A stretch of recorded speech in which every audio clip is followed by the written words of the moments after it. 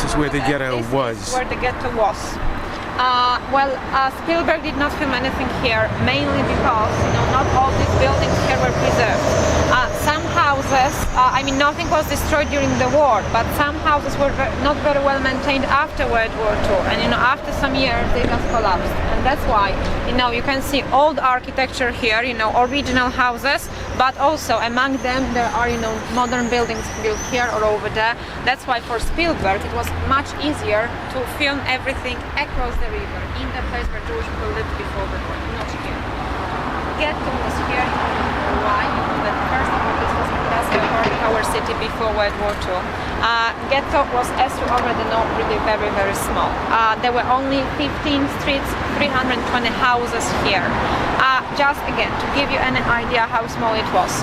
There was a wall, because the ghetto was walled. There was a wall built, along the river. By the way, the bridge that we took is a new one. It was built after the war. During the war, there was no bridge in this place here. So, wall along the river, one more street that way behind me was in the ghetto, 3 more streets that way, and 5 more streets that way behind me. So that was the surface of the ghetto, very small. You will see map of the ghetto in the Schindler's Museum later on. As you already know, in this area here we had 3,000 people living before the war. From 14 to 20,000 Jews had to stay here during the war. Average number of people staying here, imprisoned here during the war was 17,000. Now, why from 14 to 20,000? Remember, numbers changed. Some people were resettled here. After a few weeks, some of them died because of different diseases, epidemics, or they died in executions. Then, after a few weeks, some others were, transported here. Some of them were sent to a camp. Some others came. So that's, the numbers changed every few weeks. That's why we say from 14 to 20,000 people were here.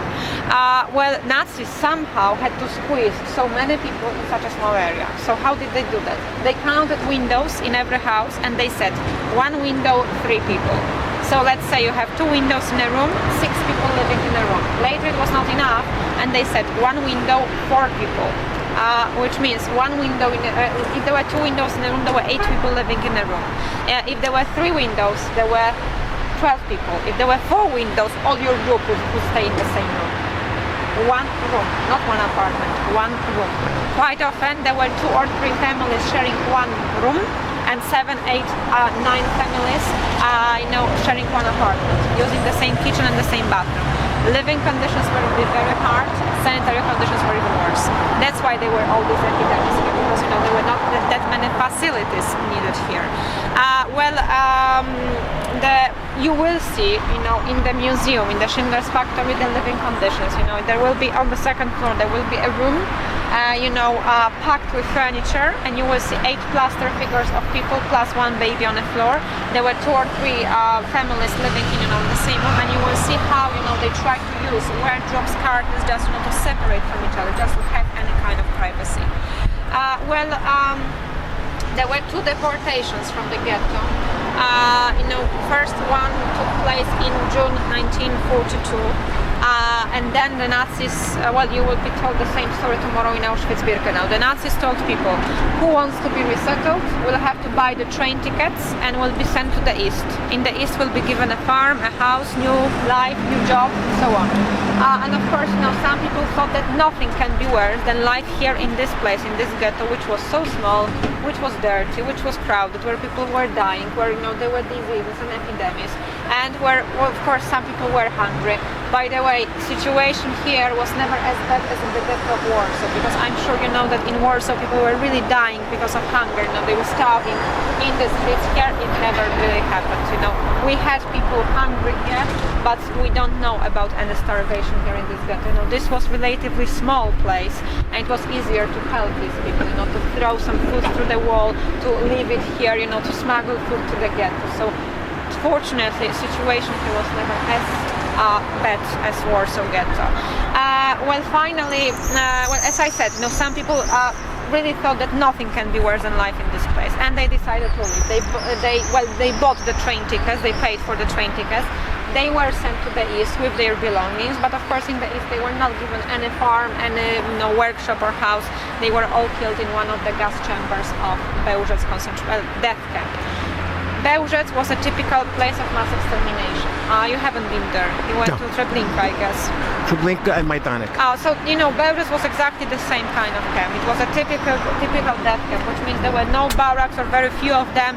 Platform trains were stopping, people had to get off, and everyone was taken to the showers.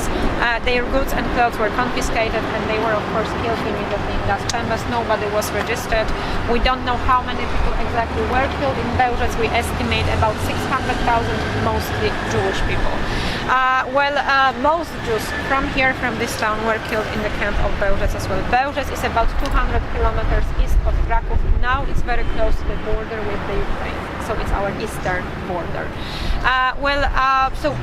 In June 1942, the first deportation. In October 42, second deportation, which you saw in the movie, in the Schindler's List. This time the Nazis did not ask who wants to be resettled. This time they checked all the documents. They found out somebody was not working. Lots of people who were not employed were taken to the same camp, the death camp of Bełżec. You can remember it from the movie. Well, actually, you can remember the resettlement to the ghetto from the movie, when there is a young couple coming here, to the ghetto, and they are rich people, so they come from a beautiful big apartment in the center. They are resettled here to a very small room with 2 windows, and the lady looks around and she says, okay, it's not so bad, and her husband is like, how can you say that? What can be worse? Tell me please, what can be worse? And a second later, second family is coming to the same apartment. The same room, so it can be worse. And as I said, the second deportation you also remember from the movie, when Oskar Schindler, his accountant, Itzhak Stern, was taken, was going to be deported as well because he forgot to take the blue paper, the one confirming he was working. And Schindler is, running along the train, and on the platform, looking for his accountant in one of the carriages. He's already going to be sent to the same death camp. March 1943, 14th of March 1943, liquidation of the ghetto. It took 2 days. Nazis, and then the commandant of the camp of Kłaszów, Amon Good, said what King Kazimierz the Great started in the Middle Ages, inviting all the Jews here, will be finished today. Just before the liquidation, they divided all the Jews into 2 groups, Ghetto A and Ghetto